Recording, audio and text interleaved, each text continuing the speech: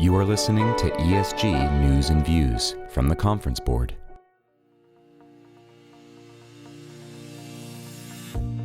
Hi, this is Lindsay Belzer, Senior Program Producer of the Environmental, Social, and Governance Center here at the Conference Board.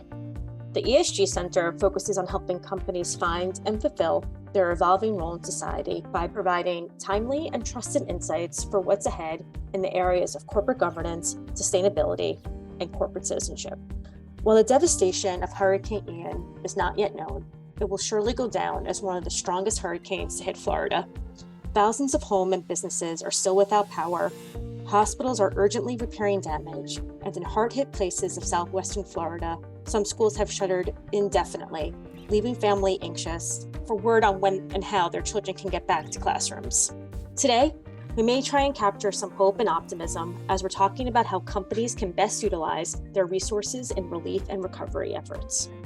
I'm delighted to be joined by my colleague, Jeff Hoffman. Jeff is Institute Leader of Corporate Citizenship and Philanthropy with the Conference Board ESG Center, and Patty McGivry, President and CEO of the Center for Disaster Philanthropy, a 501c3 nonprofit organization focused on all aspects of recovery to strengthen disaster-affected communities, from preparedness and planning to rebuilding and addressing inequities that exacerbate vulnerabilities. Patty and Jeff, thank you for being here. Glad to be here. Yeah, happy to be here. So Patty, I'd like to start with you. Looking back some 17 years ago, Hurricane Katrina was a destructive Category 5 hurricane that caused over 1,800 deaths and $112 billion in damages, especially in New Orleans and the surrounding areas. It was at the time the costliest tropical cyclone on record. How would you compare Ian to Katrina? And then just big picture, what do you think we can learn from Katrina that has helped us become more effective and efficient with how companies approach disasters today? Yeah, so thank you so much, Lindsay, for having me on the show. I think it's really hard to compare disasters in that way, because storms, they have, they're very, very, very much their own nature. I mean, one of the things with Ian that was catastrophic is that it hit so much of Florida, and it was such a large hurricane that, continued to stay over the state for hours and hours and hours. It also hit a part of the state that it wasn't anticipated. But Katrina, it was the levees that also led to the challenges. So it's not always as if the storm itself is the entire story, right? It's very much, disasters when that hazard meets those vulnerabilities. And the hazards might, all things being equal, you could have the same hazards have incredibly different results depending on what vulnerabilities they're hitting. So I just want I think it's just good to underline that it's human nature. We always want to compare and contrast, but it's hard to look at it that way. However, I do think we learned from Katrina, and a few things. One of the massive things we learned from Katrina was how important evacuations are. About how we take them seriously and how we support people in evacuating. As you know from Katrina, the stories that came out, many people didn't evacuate because they didn't have the ability to evacuate. It wasn't that they didn't believe that there was a problem. It was that they didn't have the bus money, or the buses weren't running, or whatever it might have been. And I think there was assistance that was done, for Ian, which helped with that. So one is very much the evacuations, learning that is important. And I do think, and we don't, I don't have evidence for this, but I believe it's why we see a much lower number of deaths being reported so far, is that those evacuations happened. The challenge, of course, that happened with Ian, as I mentioned earlier, is that the storm kind of changed course a little, and that did highlight some of the complexities that came from Ian in terms of what areas were more prepared, were more expecting of the storm, and in the end got off a little lighter than they had anticipated. However, in terms of companies, I think they also have learned since Katrina. And one is, that the needs of hurricane affected communities, we understand it better now. 2 decades ago, we maybe weren't as aware of the recovery, the in-depth nature of the equity that is, exacerbated, the inequities that are exacerbated as a result of hurricanes. And I think we work harder now, companies, but also nonprofits, to ensure that, the donations that are being given into these communities go to who needs them the most. So that's a learning we've taken from Katrina, is really recognizing that the needs are not always that which we think they are at the early days. Social media has helped a great deal with this. Companies can now look and see and learn much faster. They can see and understand the story of their giving and the impact, and that's helped as well. I think pulling back a bit from Katrina or Ian, there's also the disaster industry as a whole has learned. We have grown in terms of how we fund, the donors, the nonprofits, and how they implement, governments and how they support. There's much more coordination between us all, much more understanding of the different aspects of the response and the recovery frames. Companies have built ongoing relationships with different organizations, which help them move money faster into a disaster. And so while we haven't seen as much change in one area, though, that I'd like, and I know we're going to maybe talk about this in a bit, is recovery. It's still very heavily focused on those immediate days after the hazard has hit. And I think that leaves us with a big gap, which we've learned from Katrina, and we still haven't necessarily understood it and practiced that learning in a good way. Thank you. Yeah, no, that's really helpful to that big picture overview. So right now it is focused on the immediate relief. So immediate medical care, food, water, shelter. We did a report last year, the ESG Center, that said that 73% of corporate citizenship executives, their main priority is providing that immediate relief. 22% preparedness, and only 3%, I thought this was relatively shocking, only 3% cited long-term recovery and reconstruction as their number one priority. So I just been curious about hearing what are in terms of like the breadth and scope of long-term recovery, why is it such a challenge? And what advice do you have for companies to keep the focus and the funding, on the long term? Where is that's really where the need is?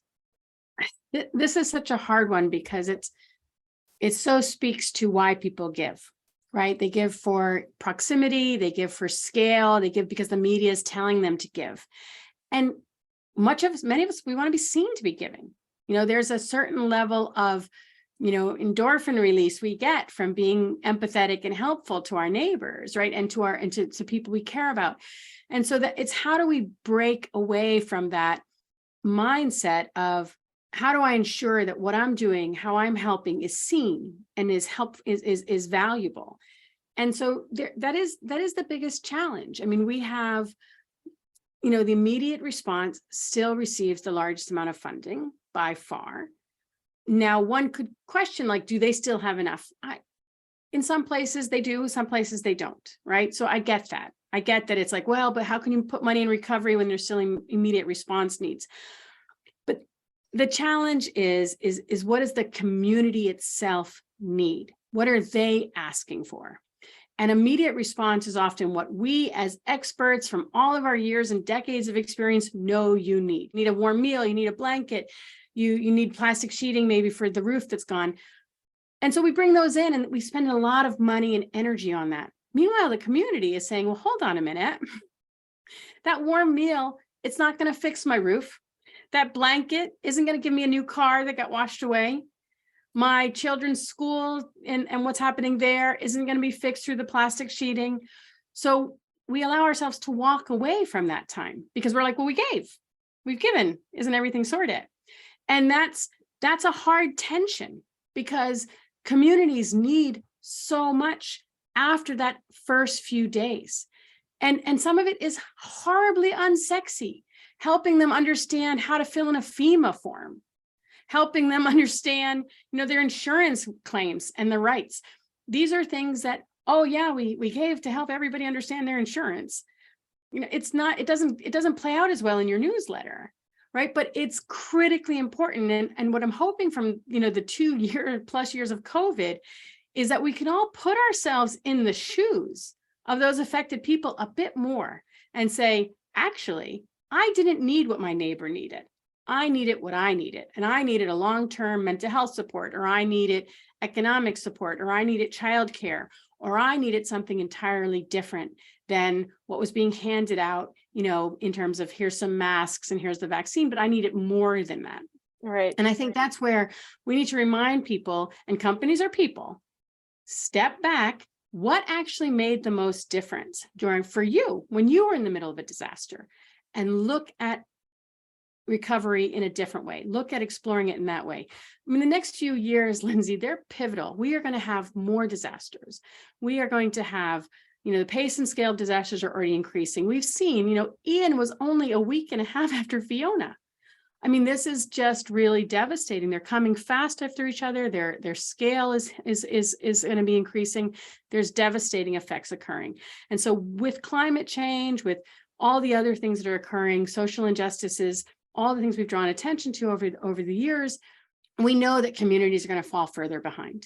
And recovery is a great way to ensure that those communities are better capable of weathering that next storm, are able to thrive and develop and move ahead. And I think that's where, if we connect the recovery, not just to that disaster, but to what might already be long-term goals of that company's ESG planning, then you actually will find it easier to look at, hey, actually, I want to do recovery because it aligns so much with what else we're doing. This is what we should be doing. It's not just about that disaster. It's about that community that we support. It's about how we help them. We know it's, vulnerabilities will be exacerbated in a disaster. And so we need to look at those programmings that go beyond that immediate, that help them and that develop all of us together. No, that's great. And then, so thinking about long-term and embedding it into a company's overall long-term ESG goals and focus. And Jeff, this is where I want to bring you in a little bit too. Do you think that some companies are doing this already, but they're maybe not doing a good enough job of telling their story and getting that word out to Patty, to your point, because it may be, the less sexy thing. That's not the immediate need. So maybe it's an opportunity for companies to amplify the story about what they're doing and how it's laddering up to their long-term goals. So Jeff, wonder if there's examples from companies that are maybe doing a good job of that, or how do you see it fitting within their overall crisis management strategy? Yeah, that's a really good point. And I think, Patty, what you were saying, about that human need to want to do something when something happens. Also, there's a sensationalistic aspect of it that, you see on the news. I mean, the old adage, especially for local news, if it bleeds, it leads, and sadly, that's what attracts so much attention. And the recovery, the rebuilding, even the preparedness side, that's not exciting. That's not showing a picture of an aid worker helping a child when they've lost their home. The photos don't necessarily bring a warm spot to your heart when you see a bunch of volunteers in a home mucking it out, like I saw when I walked through the neighborhoods after Hurricane Sandy.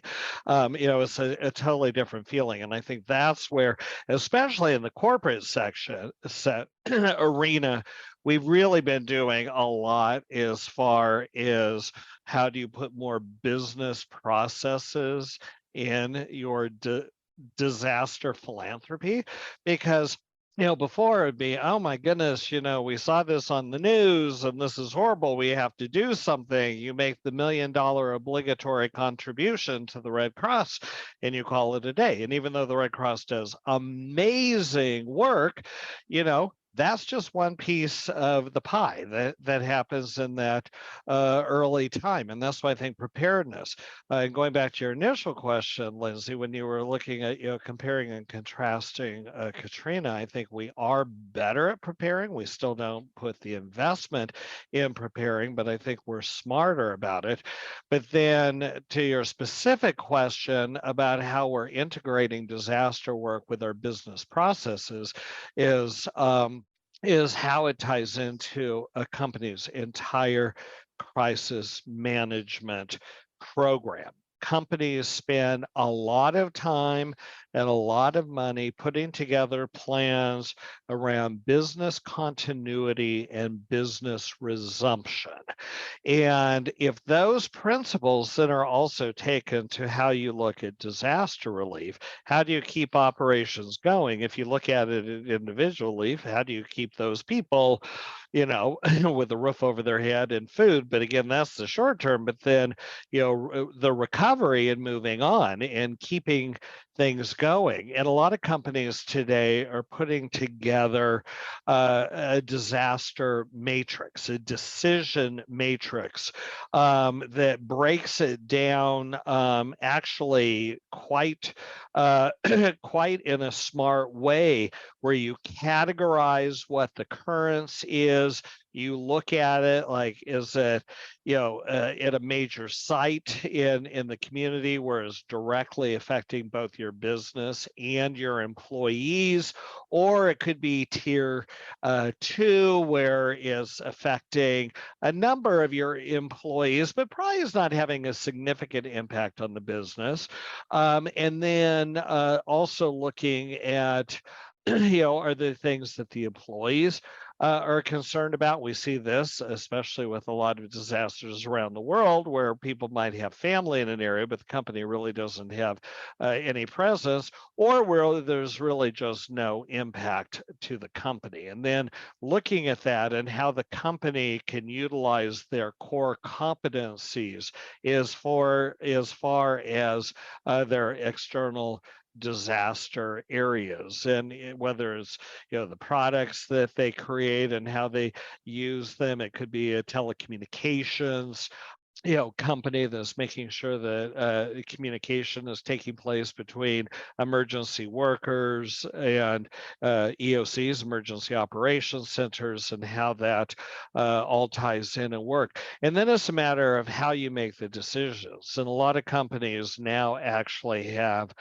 set committees that convene within 24 hours of a major crisis happening. And you can also put those in tiers as well based on what it is. But you could have somebody from your corporate citizenship group, from human resources, from government affairs, marketing and communications, whatever the operational aspects are.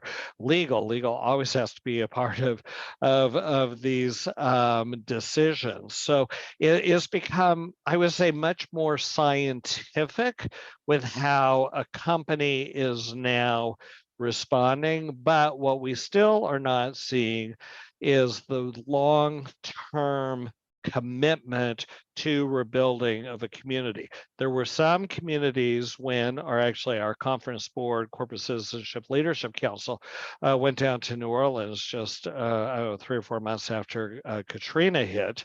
And and we met with the community members from the 9th Ward. We met with the governor. We met with the mayor, and also in the St. Bernard Parish. And out of that came the St. Bernard Project, which is now SBP, which is an organization that we love, because they are really helping us to focus into what is that long-term need and staying with a particular disaster for for a long time. So which we've seen with some big companies who've been with SBP for the 17 years since Katrina, still working in the St. Bernard Parish, even though we know SBP is actively working right now in Florida. So a lot of improvements since Katrina, but we still have quite a ways to go. So I think that decision matrix and the committees, both of those together, seems like really helpful things. The framework, yes, the thinking, the planning. So Patty, I'd be interested in hearing how you're thinking about it and how your organization might play a role in helping companies think through that decision-making process. Yeah, so I think the CDP, one, we have a lot of free information on our website. You can go on and you can really learn and educate yourself, or your team can educate themselves on what happens in disasters, why recovery is important, what might be things that align with your mission, your vision, your values, your organization. There's so many aspects of how you can kind of square that circle to find what fits. But additionally, we have 2 other things that might be helpful to companies. One is we have a consulting side, which really is a neutral actor coming in and saying, let us help you work through your strategy. We don't, have a dog in the fight of where you might end up on it, other than we will push you towards recovery. I will own that, but we will very much kind of help you make all those decisions of what it looks like. As Jeff was saying, how does this connect with us? Where are the places for us? Who might be some pre-existing partners we want to vet and have at the ready? so that we know we can build that relationship over the next 10, 15 years. This is our trusted partner, and they know and we know what we can expect of each other if things happen. And the third is, of course, that a lot of organizations, a lot of companies, they don't necessarily have the time or the wherewithal to plan all of this and structure all of this out. And we have we have funds that actually work through the approach that I've mentioned, staff who have those networks of relationships, who have a very strong equitable recovery mindset, who get who when funding is given and donated into CDP, who put that pool of funds together and make it go further and get it as local as possible into these communities with organizations you've probably never heard of before, such as the St. Bernard Parish when it first started. Nobody'd heard of it. It was actually created as a result of Katrina. So these organizations that are, some are nascent, some are being formed in Florida right now, some are changing, shifting, adapting, and that's where CDP will really play a big role, working with those communities, understanding who are these organizations and getting the funding to them. So I just wanted to highlight that as a help. If you're looking, if this really resonates with you and you want to move forward, CDP is here to help. I agree, especially, the local aspect is critical because, the big national and global organizations that we all hear about and know about, during times of disasters do good work, but these small community-based organizations who are in that community every day, they know where the resources are, they know where the challenges are, and boom, oftentimes, while this group might be learning certain things, this group is able to act. So how that local group can work with the other groups who tend to bring in more money is critical. I wanted to bring one point regarding business resumption and business continuity, because I know for this call, we're really focused on the philanthropy that's done, but I want to talk about one story that I think really goes to products that companies make that are critical. So it's a supply chain issue. So the last actual in-person meeting our corporate citizenship councils did prior to lockdown with the pandemic was to Puerto Rico. It was 3 years after Maria. We wanted to see what had happened and frankly, what hadn't happened and how companies could be a catalyst for moving things forward. And one of our companies that was with us, it was a pharmaceutical industry. Pharmaceutical has big plants in Puerto Rico, and this particular one is one of the world's largest producers of insulin. If they did not get that plant working practically immediately, there would be a global shortage of insulin. So sometimes you don't think about, the effect of something that's happening in one location here in Puerto Rico, causing a worldwide health crisis. And they did something as simple as, okay, employees, we've got, a big facility here. If you need to camp out here, we want you to come and wash your clothes here, because when you're doing something in the medical world, it has to be clean. So it was as much relief in helping their employees, which are members of the community and have families and friends of the community.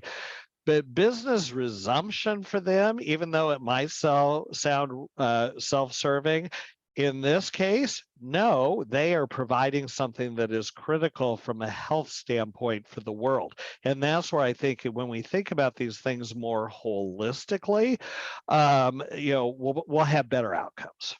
Yeah, that's a great point. And on that point, I think we're going to take a short commercial break. Stay with us. You're listening to ESG News and Views.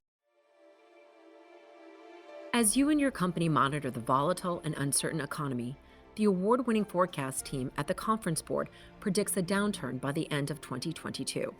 Recession will further compound the crises that have recently upended expectations, from a deadly pandemic to a war in Ukraine and the highest inflation in decades.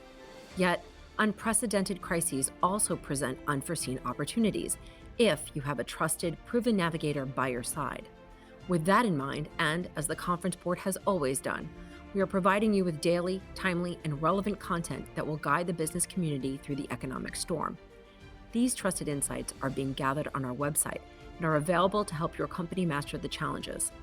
To find out how you can chart a course for the future which will allow your business to emerge stronger on the other side, visit our free economic hub entitled Navigating the Economic Storm, your indispensable guide through the global recession. Located at conference-board.org/topics/recession. Welcome back to ESG News and Views. I'm Lindsay Belzer, Senior Program Producer with the Conference Board ESG Center. Today, we're talking about the impact of Hurricane Ian. I'm pleased to be joined with Jeff Hoffman, Institute Leader of Corporate Citizenship and Philanthropy with the Conference Board ESG Center, and Patty McGivray, President and CEO of the Center for Disaster Philanthropy. So one thing I do want to touch on is Hurricane Ian's impact on different populations in Florida. Obviously, we're talking about a lot of senior citizens, people with disabilities, but also, states, Florida, North Carolina, that rely heavily on the tourism industry and hospitality, which often employ low wage and often undocumented workers. So I want to go back to a point you made earlier, Patty, about an equitable recovery in that. So when you're thinking about these different groups, what steps are being made from both a public and a private sector standpoint to ensure an equitable recovery effort? It's such an important question. And I also would highlight that even an equitable response, those early days of the relief also need to be looked at. I think, again, when we have this one size fits all relief, it then very much doesn't change when we're looking at recovery and the fact that these different needs are out there. And I think, things to highlight, of course, is, special food needs that, some senior citizens may have, right? I mean, how are those being accommodated when it's a food truck that's kind of providing the same thing to everyone? So, there's definitely ways within this, even just at those early days, that we can set the tone about being attentive to different communities' needs and their vulnerabilities and how we accommodate them. So I do highlight that. But on the recovery, yes, equitable recovery is critical. There's no one who will argue that but we know from past disasters, it's unlikely to occur. It's unlikely to occur. And I think, people who do not have the financial resources are less likely to have purchased insurance. Insurance is already an incredibly complicated industry in Florida. That's well documented long before this hurricane came. And so, people who are not going to have homeowners, tenants, flood insurance, car insurance, they're going to be left with a lot less access to funds to rebuild and recover. With that very simplest of things, which, most people will be like, oh, well, that's what insurance is for. But when insurance is already itself a crisis in your state, and you've made choices to take your chances, or you were actually totally unable to afford the insurance in your location, or it wasn't available in your location, you're already set back. So how's that going to be addressed? Additionally, while FEMA, it strives really hard, it's designed to be equitable in its distribution, but it's not in practice. As with so many good ideas, it's one thing on paper, it's another when it actually is implemented. Research has shown white populations get richer after a major disaster, and Black, Hispanic, and Asian populations get poorer. And the more significant disaster, the bigger that money difference. And that's not to say that, placing blame on any one population or another. It's just for us to recognize that there is a baked in inequity into our systems and structures that force some communities to fall further behind. And again, it's not to diminish that everyone in a disaster has been impacted. Yes, you might be able to afford to build a bigger house because the insurance came in for you, but it doesn't mean that you maybe lost all of your photos. I'm not trying to diminish the impact it may have had to you personally. I'm talking economics here. Okay, so I want to make sure people don't think of oh, well, hey, but that's not fair. Those people also got impacted. But there is evidence. A report from the U.S. Civil Rights Commission released a couple of weeks ago on the 5th anniversary of Hurricane Maria, which Jeff was just speaking to us about in his example. It found that FEMA's response to Maria, which impacted Puerto Rico, and Harvey, which impacted Houston in Texas, it did not equitably serve the most vulnerable populations, including people with disabilities, the less affluent, and non-native English speakers. So again, report after report, this isn't the first report that said this. We know these reports are coming out. And that's why you do have things like CDP and others who try and fill those gaps, who try and backfill, who do disaster case management support. So we can try and give those communities who we know are already struggling. We know before they've even began, they're going to struggle with the FEMA application process. How do we help them? How do we make, help advance that? Many of the nonprofit partners CDP works with prioritize equity in their activities. They focus on at-risk populations. They look at those who don't have access to resources and support for whatever reasons it may be, right? I mean, there's trust issues, right? People who don't trust the government. There's people who don't have the language capabilities to understand what's being told to them. Possibly, some of the forms, I don't know if you tried to fill out a government form lately, but they're not very easy to understand, even for the very well-educated. They are really dense bureaucratic language, and it's complicated. And so it's not a question of smarts. It's a question of, do I even know what this kind of weird question means, what I should say? It's like an SAT score, but to figure out how to like actually get your house back. It's huge stakes. So our philanthropic colleagues across Florida already, and I'm sure those in the Carolinas are doing the same, are already looking at how they can work with the most marginalized populations. They're already looking at this even before, during these early days, because recovery is about an approach. It's not necessarily a time frame. It's an approach that looks at hearing from communities and being open to what they're telling us, and then looking at what programs we design together for their success, for them to get what they need. And that's one of the things, like, how do we address these different needs, these different populations? I would say the most simple answer, listen to them. Yeah, I love that. Recovery is an approach, not a time frame. That's a great takeaway. I would just add with vulnerable populations, and where this Hurricane Ian has been particularly eye-opening to me, and it just reinforces kind of the stereotype about all the retirees that moved to Florida. And the senior population is huge. In fact, Charlotte County, which is in one of the affected areas, 40% of the population of Charlotte County is age 65 or older. That is so different when you look at the age demographics of most locations across the country. So, I think that's going to be really, really important to take it into consideration in, a population that frankly usually doesn't get enough attention. A lot of them are probably living on fixed incomes. We've already seen that.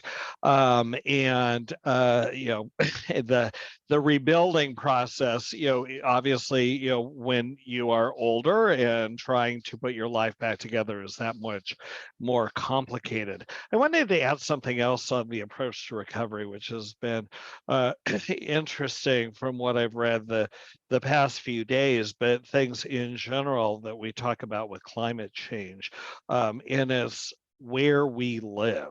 And as we talk about the approach to recovery and rebuilding, should we always be rebuilding in a place that might not be the best to inhabit during, sea level rise, for instance, or other type of situations, drought? Because, obviously we're very focused on the United States in this podcast today, but there are disasters happening all around the world. And Patty, I know you have a fund that's really looking at some of the hunger and famine issues, say on the Horn of Africa and others. So where this too much water, we have a lot of others where there's not enough water. And I think one of the biggest shifts that we're going to see in society over the next few years that have so many complications is migration due to habitability. And I think this is where we have to rethink our rebuilding